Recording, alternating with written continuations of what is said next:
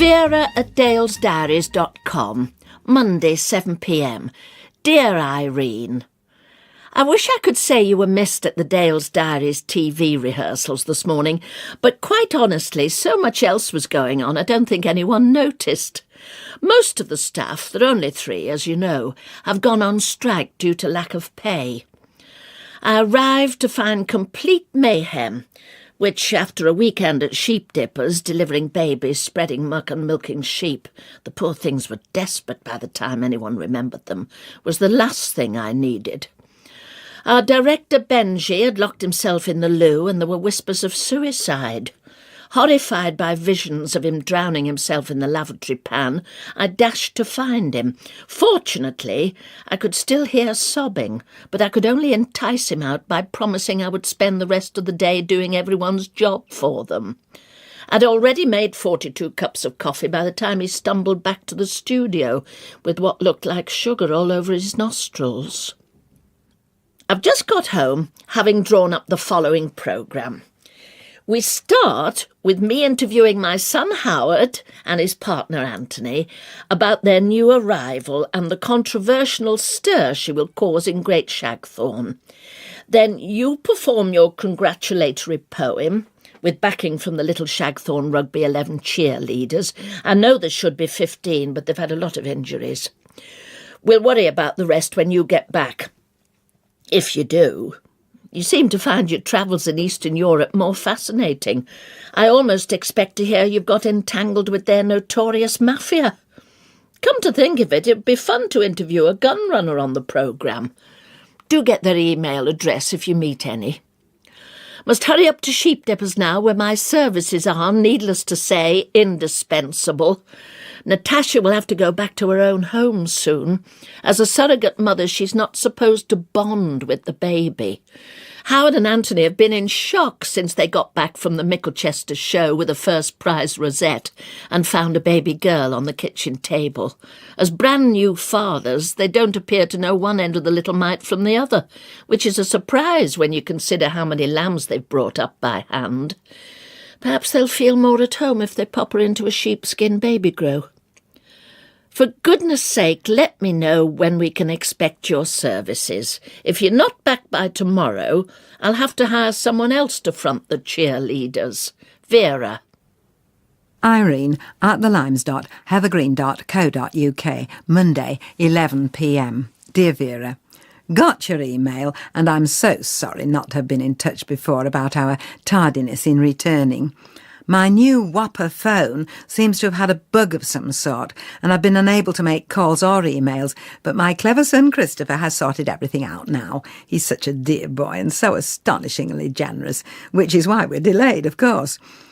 We were enjoying an al fresco lunch yesterday outside a restaurant in Prague when a man who was driving by screeched to a halt and jumped out of his car to admire Chris's lovely red Ferraro, which was parked nearby.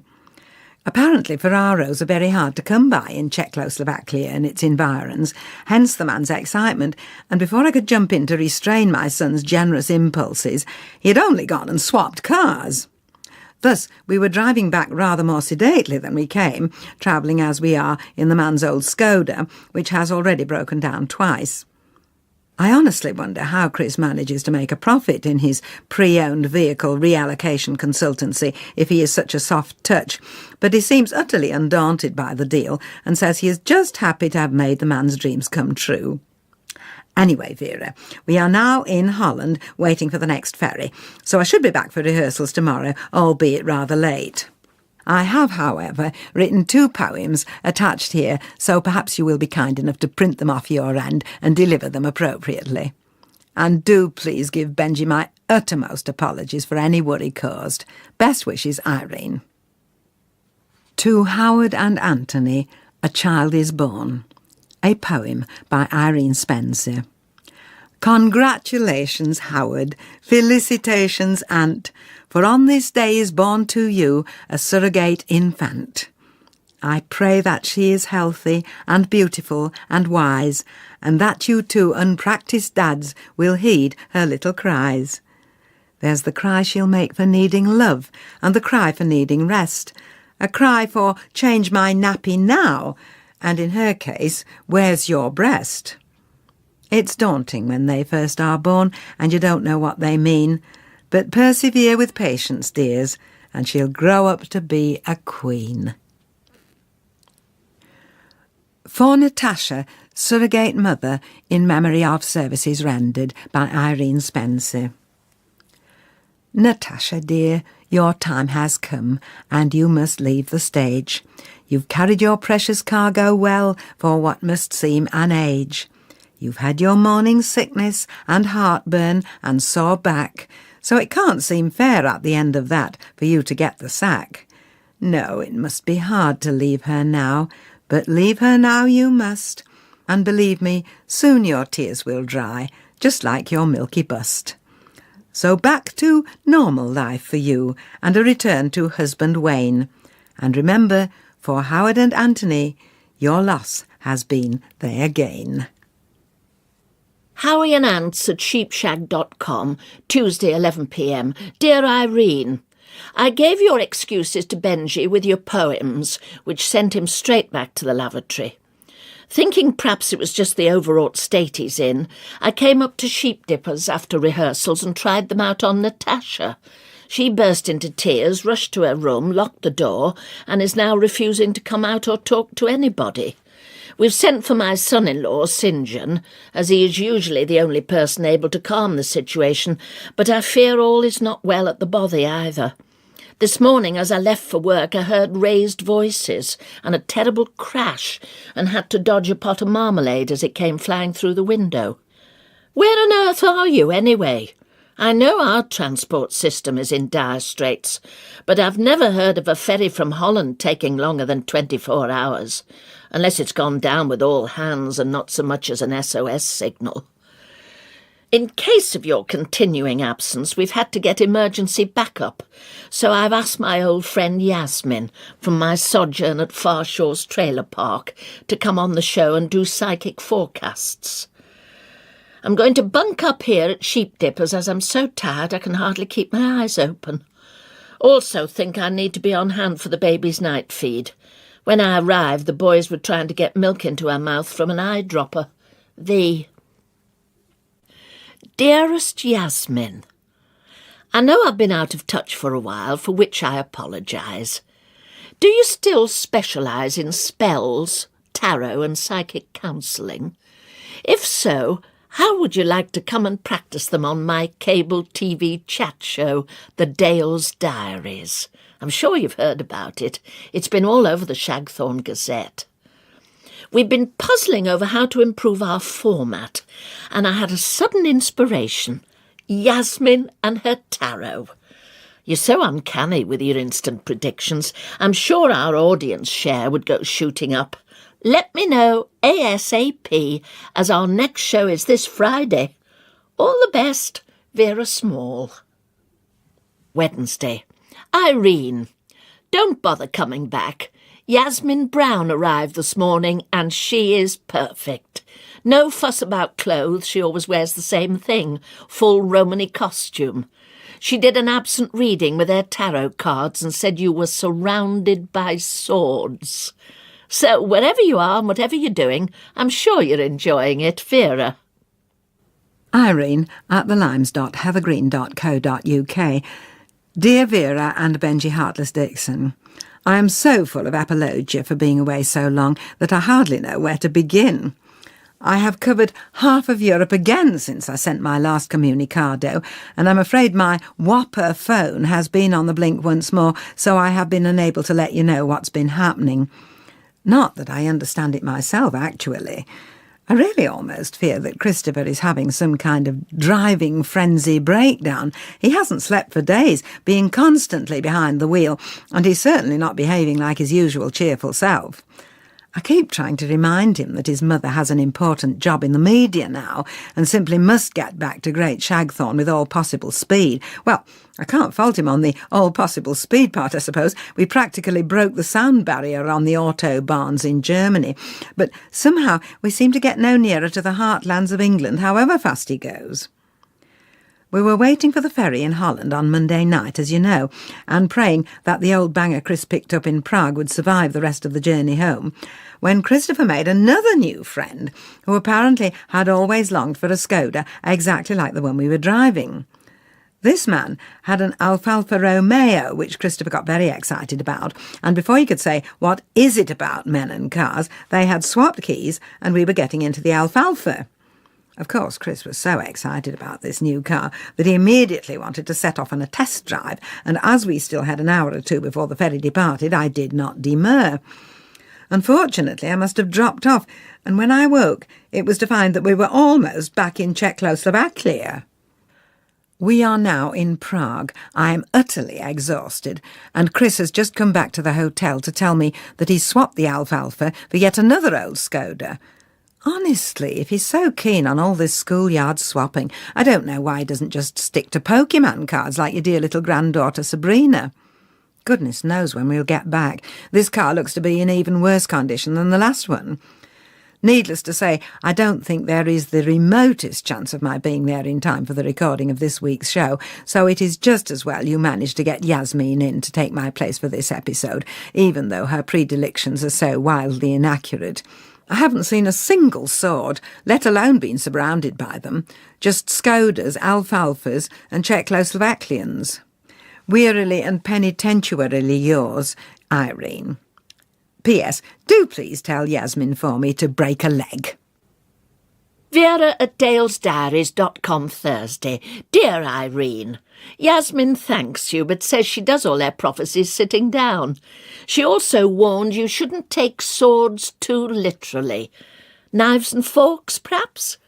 What with Christopher's gourmet tastes, or spanners? It sounds as though you will see a few of those. Your son is obviously car crazy. Perhaps he is a vehicoholic. After all, addictions do run in the family.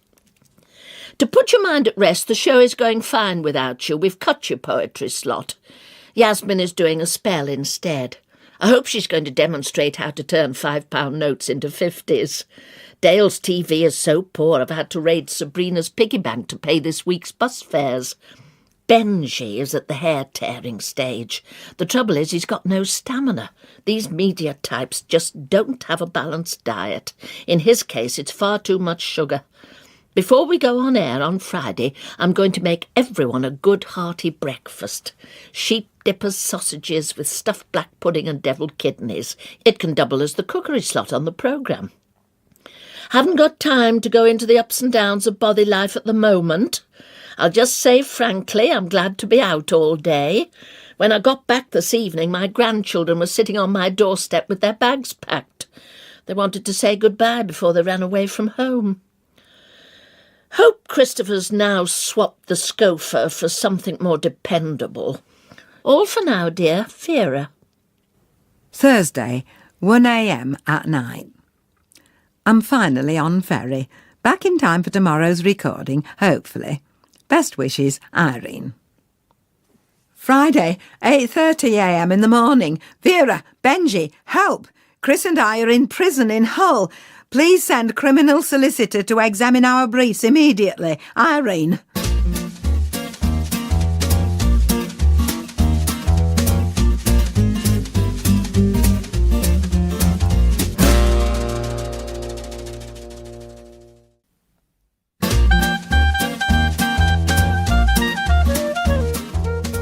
My very dearest Christopher, words cannot express my utter anguish at being released by the police while you were still languishing in custody.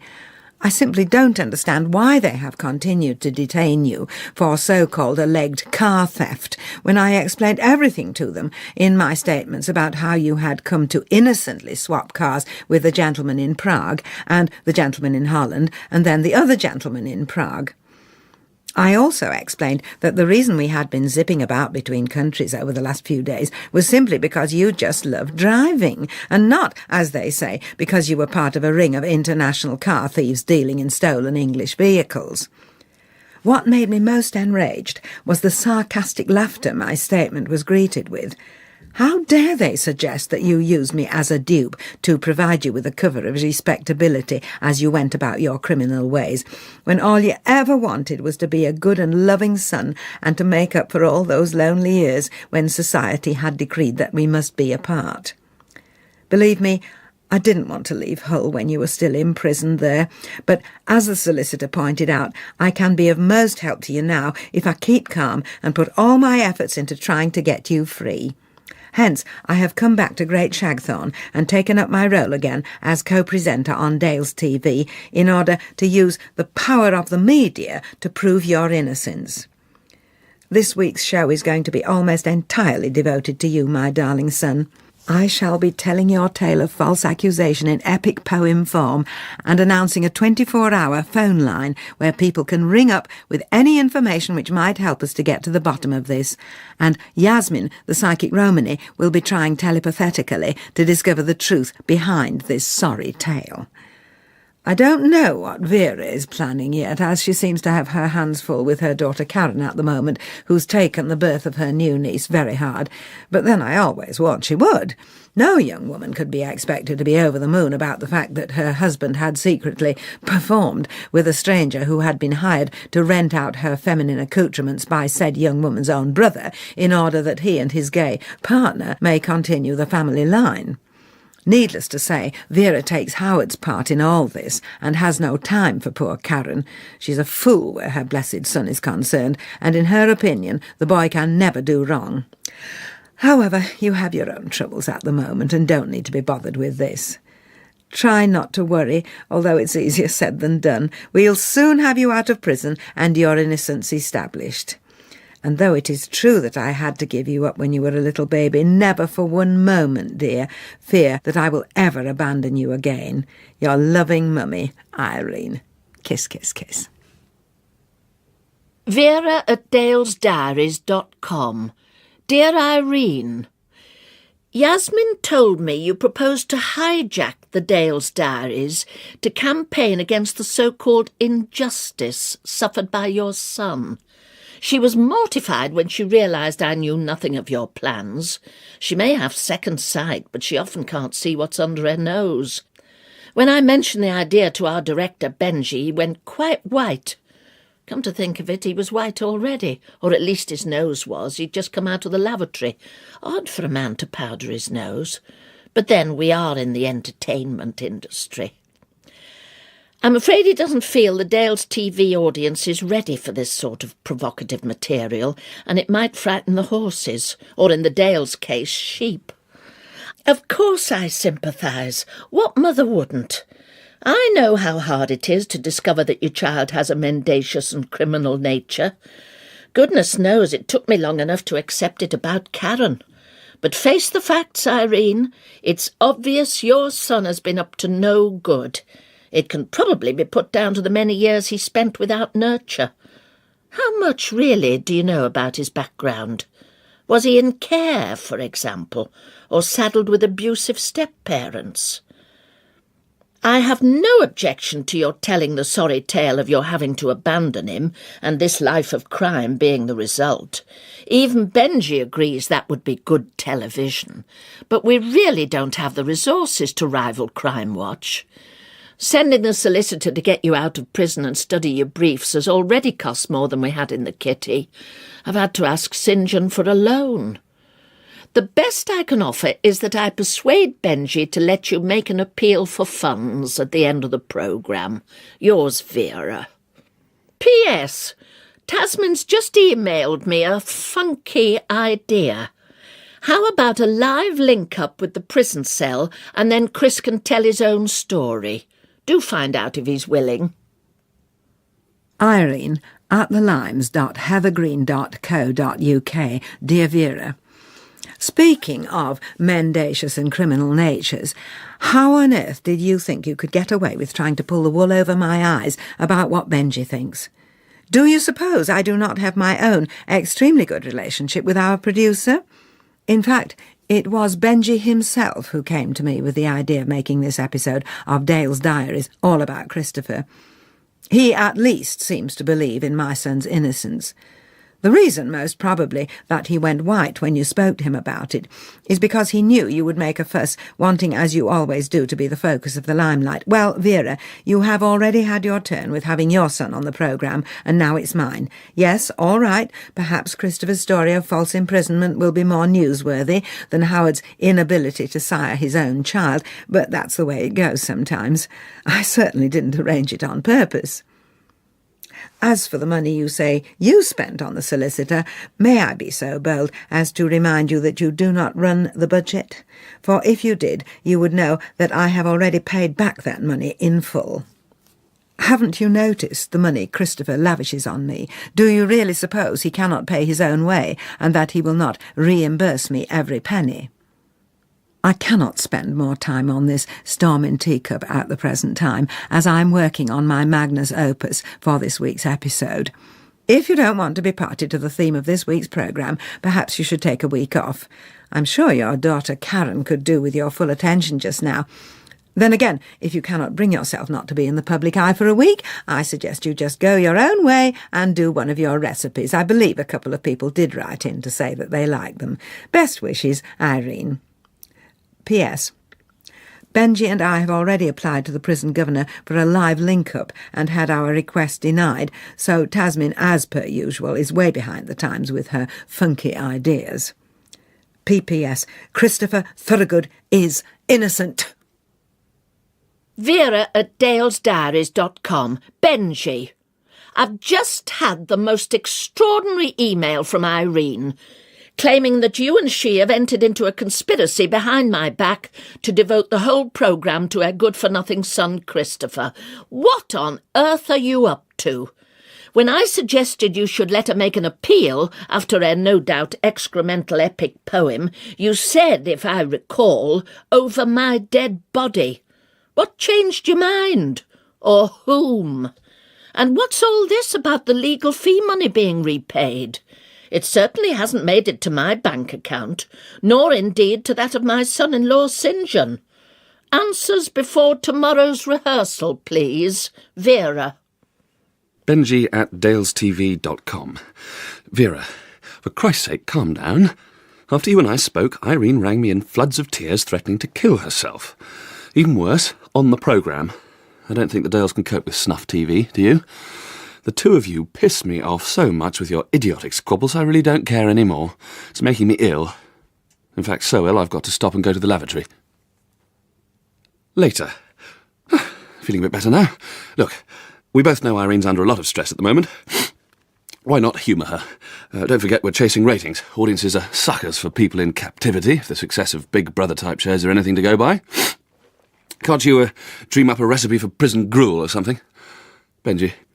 P.S. Afraid the money got recycled. Had to apply a lot of pressure to the prison governor for the live link-up. Obviously it wasn't enough. Vera at dalesdiaries.com. Dear Benji. Very well, to please you. We can't have you collapsing on us. One nervous breakdown per programme is quite enough. I will just warn you, though, that Irene tries this ploy quite often. Fortunately, I do have a prison recipe. An unpleasant memory from my own days inside. But that was in a former life, a long time ago, and I won't go into it now. Whatever you've heard about it from Irene is bound to be pure fabrication, and anyway she can talk. She was released on grounds of insanity. V. Prison gruel. Porridge oats, salt, water. 1 bucket porridge oats to 2 buckets of water and a pound of salt.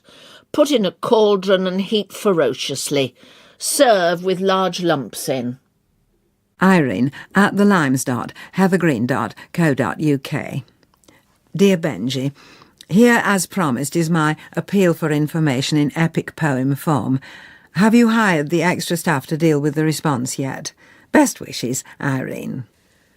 Mishaps and Misunderstandings, an epic ode by Irene Spencer. Coincidences do happen, and lightning can strike twice, for there are more things in heaven and earth than are dreamt by men and mice. For instance, see that young girl, pregnant with her first, school uniform a straining, it seems all fit to burst. I should point out right here and now, this wasn't her intention. She was set upon by a ghastly man in an act too crude to mention. Imagine now that babe, when born, is torn from young maid's side, and they wouldn't tell her where it went, no matter how she cried. Could ever mum find babe again? Could ever babe find mum in a spinning world as large as ours, in a search till kingdom come? Of course not, comes the cry from you. It's a needle in a haystack. But I'm here to tell you, 40 years on, that mum did get her babe back. He sought her here, he sought her there, he followed her all over, for no man loved a woman more, except perhaps Casanova. She had not named him Chris, it's true, when first she kissed his neck. In fact, she'd called him Gregory, after her hero, Mr. Peck. Nor had she called him Thorogood, when, like her, he'd been born an Irons. But what's in a name? Would not roses smell sweet with the nomenclature dandelions? A joyous year thus then ensued, beyond this blessed reunion, 12 months of love and tenderness, of happiest communion. The babe, a man now, took his mum on drives both near and far, for second place in his heart next her was his love for the motor car. 40 years he had to make up for their cruel separation, and thus, by driving her to Prague, he sought to make reparation. And now we come back to coincidence and lightning striking twice. For he swapped his car on the way back home, not once, but in fact thrice. It wasn't the act of a criminal, despite police suspicion. It was the kindly act of a charitable man of a generous disposition. For the men he swapped with envied him his motor cars a lot, and with my son, if you say that's nice, he'll give you all he's got. But do the police believe his tale of philanthropy gone wrong? No, they keep him in a jail in Hull, pray God, though not for long. Thus, this is why I need your help, and why I now appeal for information you may have of men you know who steal. Search high, search low, I beg of you, send hounds throughout the nation, for to set him free I must prove a case of mistaken identification.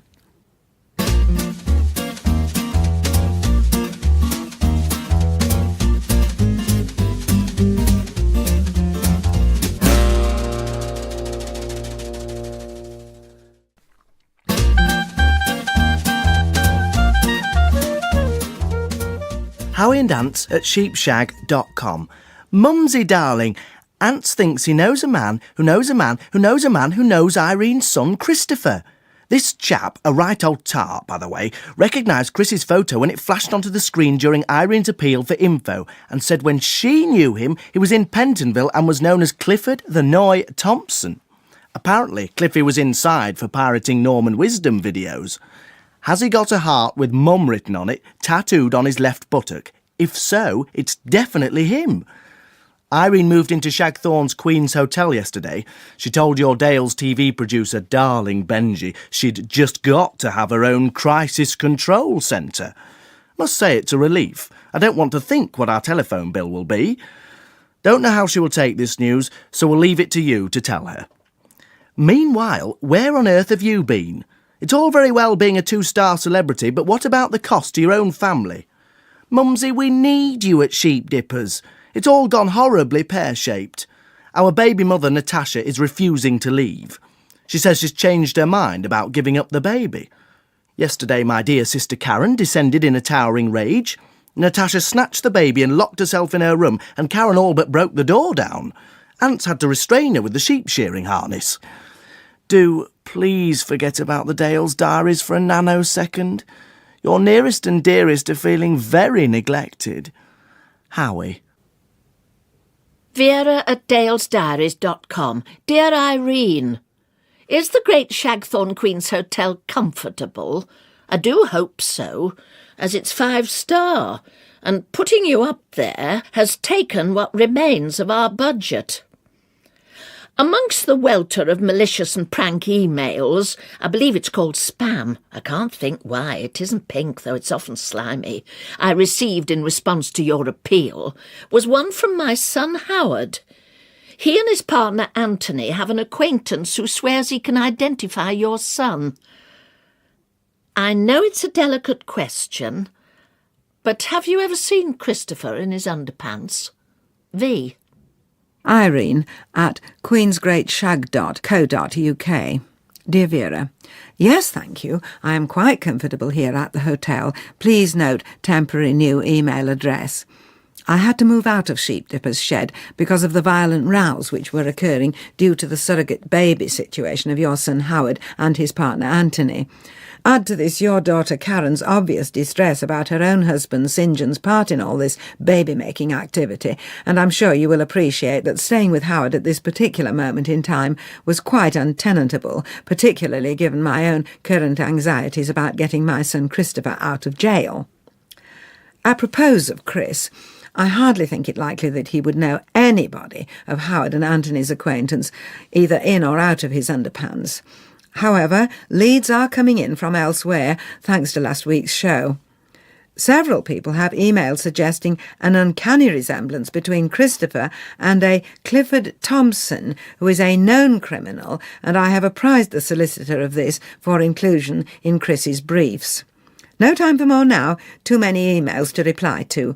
See you at rehearsals tomorrow. Best wishes, Irene. Vera at dalesdiaries.com. Dear Irene, I can assure you that I wasn't being personal when I asked for Christopher's intimate details. Now others have apprised you of his likeness to the criminal Clifford Thompson. I can reveal that he is precisely the person Howard and Anthony's friend claims is your son. And the proof lies in his underpants, or, if you prefer, his briefs. To put it bluntly, does he have a tattoo on his bottom? If you can't bring yourself to look, here is another clue. Does he have a particular fondness for Norman Wisdom videos? As for your concern about Karen and Co., I can assure you that none of it is news to me. For the last week, my modest coach house has been host to all the children, as well as Natasha in tears, St. John in despair, and Karen setting fire to the curtains. She claims it was her cigarette, but I know it wasn't an accident. If you want to get me before rehearsals tomorrow, email me at Sheepdippers. Howard has just arrived in the cheese van and is begging me to rush up there and sort everything out. Really, families. I'm beginning to think we should all be given away at birth. With love and sympathy for your endeavours, however misguided, Vera. Irene at queensgreatshag.co.uk. Vera, talking of misguided, don't you see that what you have just divulged to me apropos of tattooed buttocks is not proof of Christopher's guilt, but, au contrary, his innocence? Presumably the police at Hull mistook Chris for this Clifford Thompson person, since they are apparently so uncannily alike, and now all they have to do to clear the whole matter up is to look at his bottom, see for themselves that it is unblemished by artwork, and set Chris free. I have emailed the solicitor this new revelation and eagerly await his response. Do thank Howard and Anthony for me, from the bottom of my heart. Pun intended. Gaily and relievedly yours, Irene. P.S. Have you had any ideas for this week's programme? I'm afraid I've been so wrapped up in my own troubles I haven't even cast a thought in that direction. Let's do something upbeat. I'm in the mood for joy. Vera at sheepshag.com. Dear Irene, how about a programme devoted to the joy of Prozac? Vera. Irene at queensgreatshag.co.uk. Dear Vera, having scurfed the web to find out what Prozac is, I have discovered that it is an antidepressant, and thus imagine you were attempting a poor joke when you wrote of its joys. Ha ha. While you were thus engaged in ribaldry, your daughter Karen arrived here in a terrible state, saying that she has left her husband St. John because he is in love with Natasha, her brother's surrogate baby-maker. She says she has tried to talk to you about it, but as always, your sympathies lie entirely with your family's male members. I hope you check your email while having a fun, joy-filled time over at your son's farm, so that you may come here to the Queen's Hotel immediately thereafter to tend to your distraught and tragically joyless daughter. Or perhaps you would like me to be Karen's surrogate mother. Irately yours, Irene. P.S. That was a rhetorical question, Vera, so don't even think of trying to be clever or amusing. Just get here. Howie and Ants at sheepshag.com. Dear Irene, I wasn't trying to be clever or amusing. I was absolutely serious. As recommended by Benji, whom it turns out has been on Prozac since the day we started Dale's Diaries, I took a few of his prescription pills to sheep dippers with me. Without mentioning a word to anybody, I ground them up and put them in the cocoa. The effect was like a miracle, especially on me. Everybody became perfectly calm and listened while I told them what they should do. Life is so much more pleasant when no one is arguing and shouting, don't you think? I'll pop up to Great Shag Queen's in a jiffy and bring some for you and Karen. I'm just going to top up everyone's cocoa and wait for them to fall asleep. According to Benji, it takes about 15 minutes. V. Irene at queensgreatshag.co.uk. Vera. 2 hours have elapsed since you last mailed, so I can only assume you have fallen asleep yourself while telling everybody what they should do. Really, the lengths you will go to get your own way. Fortunately, Karen is asleep now too, aided and abetted by my old-fashioned drug-free sleep remedy, 3 parts whiskey and 1 part hot water. I myself personally am quite unable to join you all in the land of Nod, since I have just received some very upsetting and mystifying emails, which I am forwarding to you for your circumspection. What shall I do? What does it all mean? Nothing's as it seems. And where's the blithering room service when you want them to restock your minibar? Distraughtedly yours, Irene. Loveridge at City Botome and Associates, solicitors.com. Dear Mrs. Spencer, with reference to your last communication to this office, it is with regret that I write now to inform you that the man you have regarded as your son, Christopher Thorogood, is in fact Clifford Thompson, also known as Cliff the Car, Thompson the Tea Leaf, and Tommy the Gun.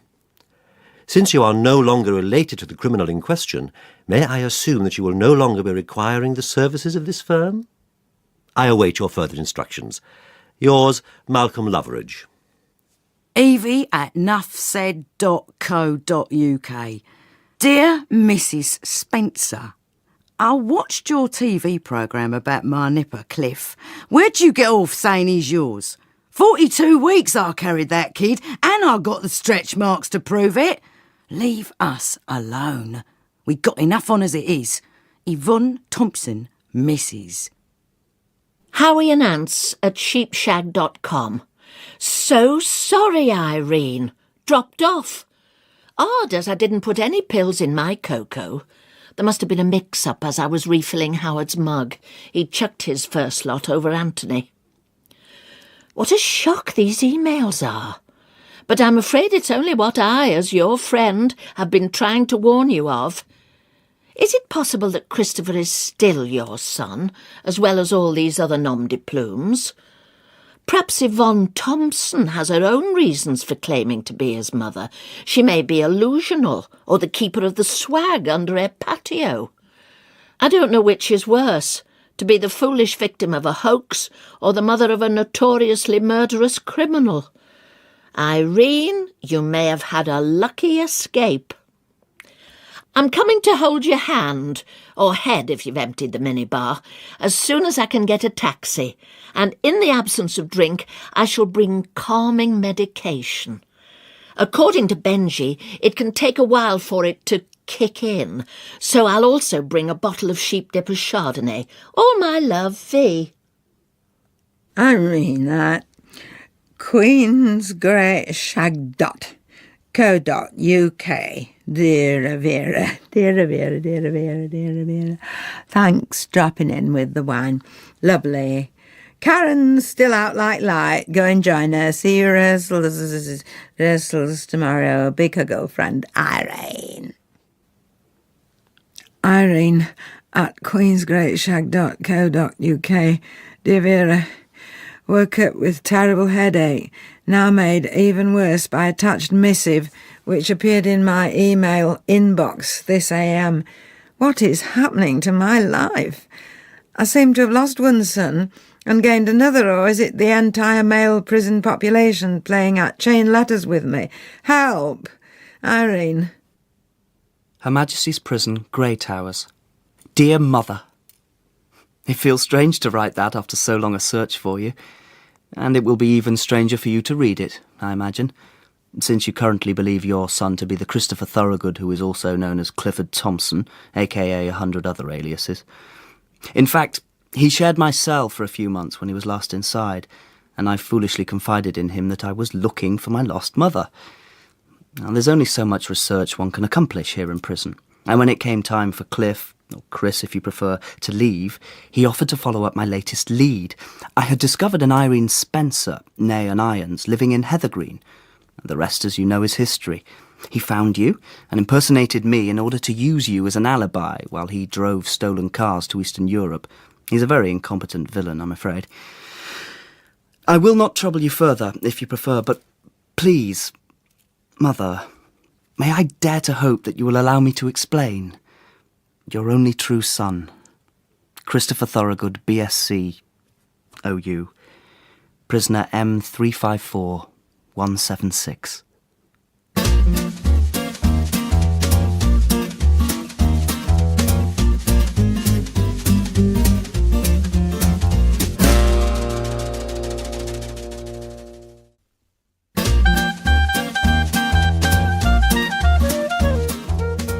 Dear Prisoner M354176, I am sorry, but I cannot bring myself to call you Christopher yet without incontraneous proof of your identity. You will understand, I am sure, that I have spent some months bonding with he whom I thought to be my son, only to find that I have been lied to and used as an alibi for criminal pursuits. So now I am a tougher nut to crack, maternal feelings-wise. Do by all means write to me to offer further proof of why you believe me to be your mother, but also please explain why you are in prison. Call me narrow-minded if you will, but I am afraid there are some crimes that I would find completely unpalatable in any son of mine. Yours sincerely, Irene Spencer. Vera at dalesdiaries.com. Dear Irene, thank you for mailing me the copy of your letter to Christopher too. I can't help feeling it's a little starchy, though. I know you are feeling daft and wounded, but it's not his fault someone decided to prey upon your gullible and self-deluding emotions by impersonating him. I think the best idea would be for you to go and visit him, this time accompanied by me. I would provide an impartial and judicial opinion of the situation, and then you'd be much safer. What's more, having failed, thank goodness, to achieve our last live link-up, we should cover this first meeting in a Dale's Diary show. I've run the idea past Benji, and he agrees whichever way it goes it would make terrific television. Viewers love tear-jerking scenes, or indeed shouting, swearing and threats of violence, if the popularity of soap operas is anything to go by. We haven't yet decided on a theme for this week's show, so we'll discuss it at rehearsals later. Love, V. Howie and Ants at sheepshag.com. Darling Mumsy, thanks so much for coming to look after us. Your cocoa was fab. I'd no idea it could be so calming. When Ants popped me orange dazzle and ginseng tea by my side this morning, I felt like the sleeping beauty being woken by my prince after 100 years' slumber. Even our baby mother, Natasha, has stopped screaming. I only hope she will see sense now and return to her rightful home without baby Smallflowers or baby Father St. John. I'll mail you later with an update. Meanwhile, we'll get on with the chores while I'm so light-hearted and gay. Howie. Irene at queensgreatshag.co.uk. Dear Vera, thank you so much for taking time out of your hectic schedule to advise me on how to manage my affairs with the person in prison who claims to be my son. I'm afraid I will have to decline your kind offer to accompany me to visit him with the Dale's Diaries camera crew in tow, however, as indeed will you. Your errant son-in-law, St. John, turned up here at my suite at the Queen's at 6 a.m. this morning, banging on my door, demanding to be let in. I persuaded your daughter Karen to see him and hear him out, which she finally agreed to after much shouting, and they were just starting to see eye to eye again when who should start shoulder-ramming the door but Natasha, the surrogate baby maker. Can't write more now. I'm needing to keep a sharp lookout for flying missiles. Get here as soon as you can and sort your warring family out. The management here are complaining about the screaming. Irene. Dear Benji, grab a camera crew and get over to the Queen's Hotel fast. There's a spurned mistress here in a catfight with jealous wife, refereed by the husband, Irene. Vera at dalesdiaries.com. Benji, darling, ignore Irene's last. I'm over at the Queen's now, and I have thrilling news. I have persuaded my daughter Karen, her husband St. John, my son Howard, his partner Anthony, and their baby hostess Natasha, you remember them all, I'm sure, from your documentary A Life with Sheep, to appear on our next Dale's Diaries show. As you know, ever since Natasha became pregnant by the somewhat unorthodox method of using my son-in-law St. John as her sperm donor, our family has been experiencing typical modern life problems. Karen has left home, Natasha has gone mad. I wonder now about those pills you gave me. St. John has a black eye, a sprained wrist and a fractured skull. Howard and Anthony are having nervous breakdowns over the potential loss of their surrogate daughter Smallflowers. My granddaughter Sabrina has been arrested for holding up the Bangladeshi owner of our paper shop with a homemade cheese straw. And my other two grandchildren, Nelson and Millie, are both wetting the bed. Thinking about that, though, I suppose they might be anyway, as they're only 1.5 years and 6 months respectively. A few people, Irene for example, may think we shouldn't bear all in public, especially on a pre-waterfall show, but exposing ourselves on TV will, we all agree, be a wonderful catheter. Also a wonderful boost to our audience share. Eat your heart out, Jerry Springer.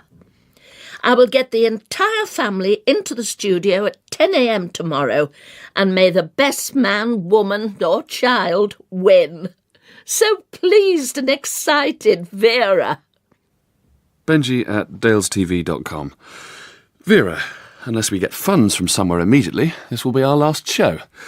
May as well go out with a bang. Besides, I'm too exhausted to argue. Yours, Benji. Irene at queensgreatshag.co.uk. Dear Benji, since this, the last ever episode of Dale's Diaries, I am led to believe, has evidentially become the Vera Small show, I assume I am de trop, which is fine by me. I'm checking out of the Queen's Hotel today to spare you further expenditure, and can be contacted, should you need me, on my old email address of irene@thelimes.heathergreen.co.uk, which I can access from wherever I prove to be. Thank you for some jolly times. Best wishes, Irene Spencer. Benji at dalestv.com. Vera, what on earth have you said to Irene now? She's threatening to just take off and abandon the last show. I don't believe you two. Can't you, just for once, bury your selfish differences for the greater good? I.e. moi. I wish to God I'd taken my father's advice and become a ballet dancer. Right. Either you get Irene back, or I'm downing earphones this minute. There will be no last show. Your barking mad family will never get airtime anywhere else. Come to that, nor will you. So, think about it.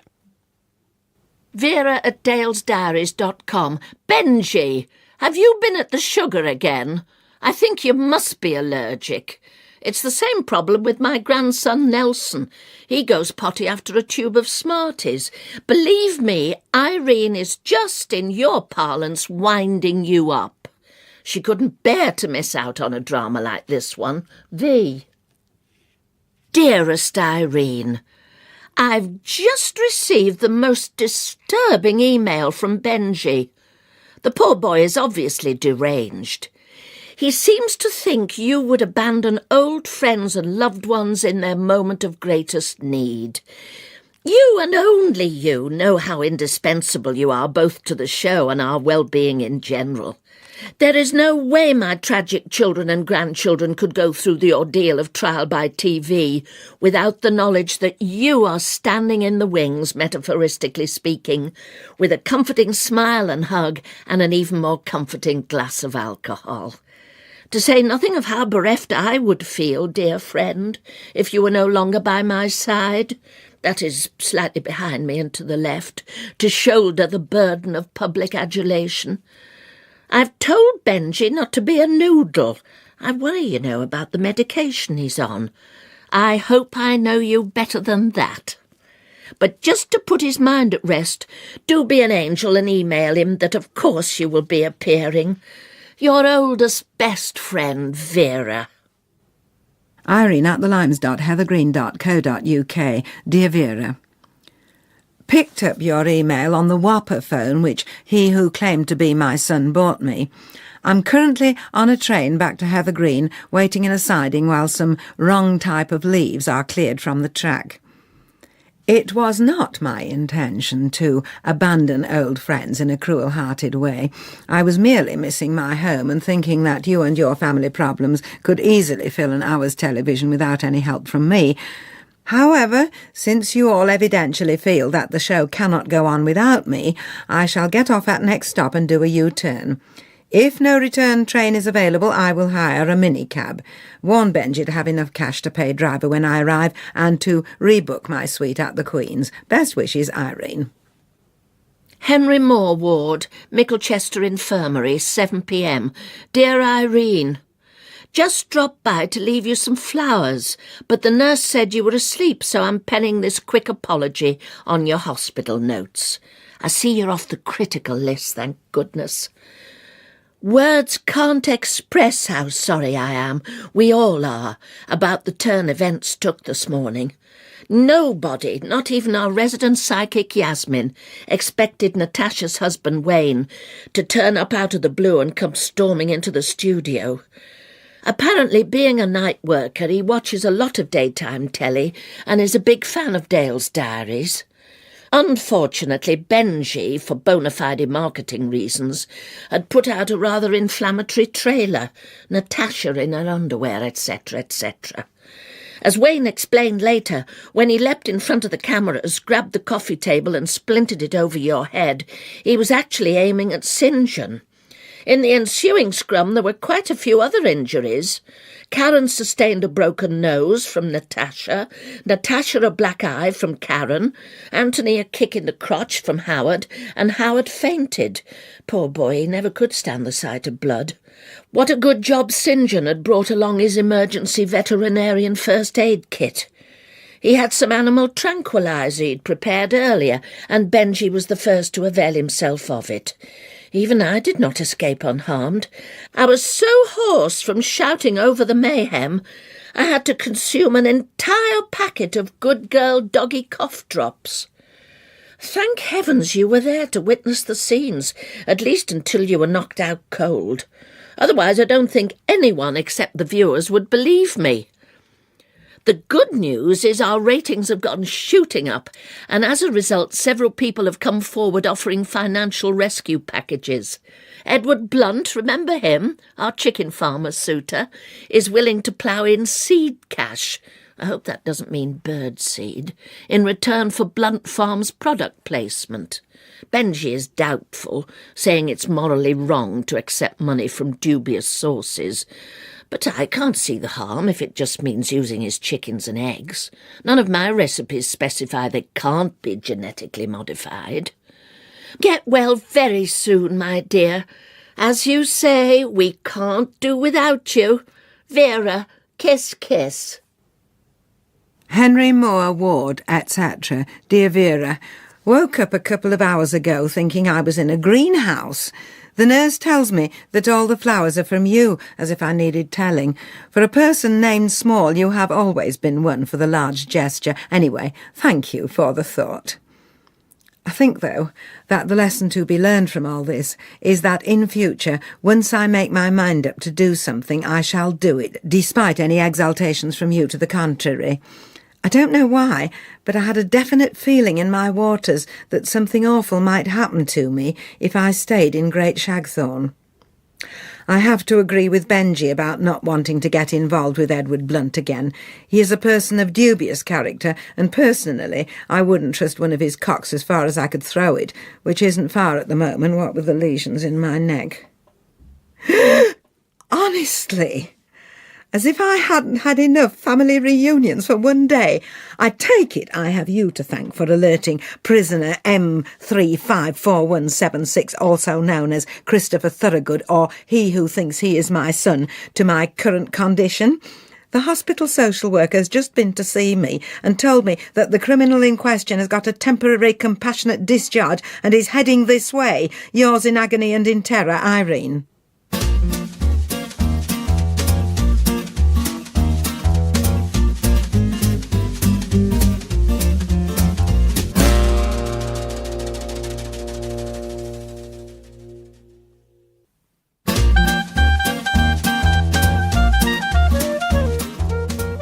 Henry Moore Ward, Micklechester Infirmary. My dearest only true son, Christopher. How wonderful at last to have found you. As soon as I saw you walking towards my hospital bed, I knew in my heart that you were mine, albeit that you were handcuffed to a prison officer. So strong was my sense of recognition of your looks and mannerisms, I didn't need the extra proof of you showing me your birthmark, the dusky tincture of which I had last seen a lifetime ago when I had kissed it tenderly through tears of anguish at our enforced separation. I am glad that your adoptive parents treated you for the most part kindly, and so sorry that you have been cruelly accused of a crime you did not really commit. You are right, of course, when you say that your naivety blinded you to what was going on, but speaking for myself, I would rather have naive than knowing as a personality trait in any son of mine. You are quite wrong, however, to think that you are less dashing than the other Christopher. I always thought that his strawberry blonde locks looked rather effeminate on a man. Anyway, baldness is meant to connote manliness, isn't it? Look at Yul Brynner or Sean Connery without his toupee. And if I had been asked at the time of your birth to choose international car theft or accountancy as a career for you, I would have chosen accountancy every time. I intend, as soon as I am discharged from hospital, to return home to Heather Green, where I look forward to welcoming you to your true family home. Your loving mother, Irene. Kiss, kiss. Vera@dalesdiaries.com. Dearest Irene, I'm so glad I dropped by with that sheep dipper's special frozen bilberry yoghurt whip. Otherwise I might not have met Christopher too for years. I'd have known him anywhere, even in his prison uniform and handcuffs. In fact, now you have met the real one, you must be asking yourself how you could ever have been taken in by the obvious falsity of Christopher 1. But remind yourself, he put himself out to disassemble with his manners, charm and attractiveness, unlike Christopher 2, who is much more au naturel, including his hair, or lack of it. Much more, in fact, like you. I know with your strongly disapproving nature you will be giving yourself sleepless nights over Christopher 2's crime. My advice is don't. Cooking the books is nothing nowadays. It's almost a rigor if you're an accountant. I only wish my own nearest and dearest would give me so little to worry about. We got through the weekend narrowly avoiding arson, murder and infanticide. And that was just from my granddaughter Sabrina, who's clearly feeling in need of attention. Oh, that reminds me, as local celebrities, we've been asked to open the new organic extension at Tesco's.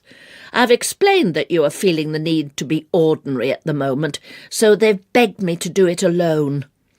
Must dash to Shagthorne Shearers now to get my hair done. I'll pop in tomorrow, afterwards. Big hug, Vera. Irene at queensgreatshag.co.uk.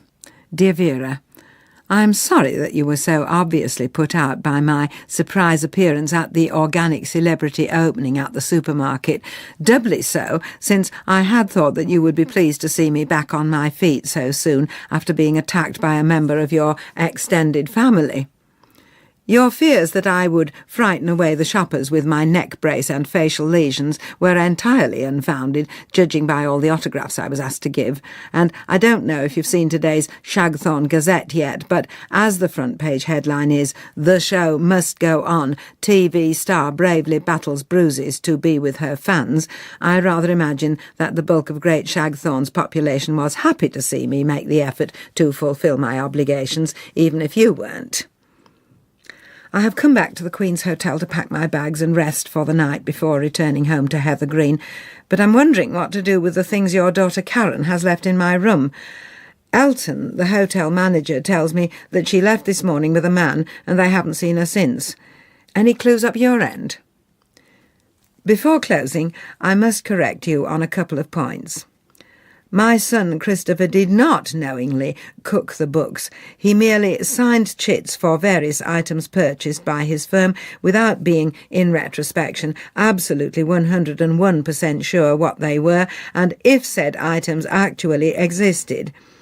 Nobody was more surprised than he when the police stormed into his office in bulletproof vests, waving guns, and arrested him for fraud. He has a very good idea which board members were the actual culprits, but as one is a lord and the other a sir, naturally they have got off scot-free and with nary a finger pointed in their direction. So much for the classless society we hear so much about these days. If I don't hear back from you before I check out of the Queen's, I shall leave Karen's things in a carrier bag at reception. I can't wait to be back home in my own bed. I just hope that Beryl next door has managed to do my plant watering while I've been away. She's got bladder problems now as well as her ongoing bottom saga, did I tell you? All best wishes for a speedy return to normality, whatever your interestingly different family think that is. Irene. Vera@dalesdiaries.com, dear Irene. By the time you get this, you will be at home, tucked up in your own little narrow bed. I recall thinking last time I visited that I really couldn't bear to live in such a tiny flat.